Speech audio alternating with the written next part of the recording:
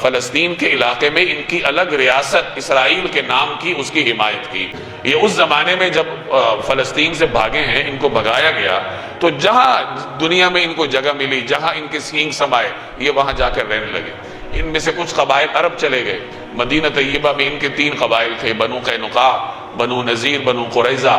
یہ معروف قبائل بعض تاریخی روایات کے مطابق اس وقت فلسطین سے نکلے تھے جب رومیوں نے ان کو مارا تھا، اور یہ پھر یہاں آ کر عرب میں آباد ہوئے۔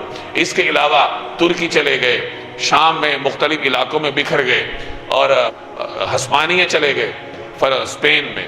اور دلچسپ بات یہ ہے کہ اپنے اس طویل دور انتشار میں اگر کہیں ان کو سکھ کا سانس لینا نصیب ہوا ہے تو وہ مسلمانوں کے علاقوں میں۔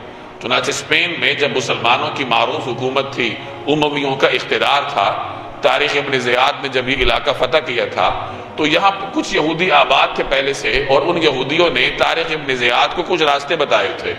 تو مسلمانوں کے ہاں انہوں نے اس طریقے سے اپنا ایک سافٹ امیج پیدا کیا تھا، اور بعد میں جب یہاں مسلمانوں کی حکومت قائم ہوئی تو انہوں نے یہودیوں کو خاص مراعات دی۔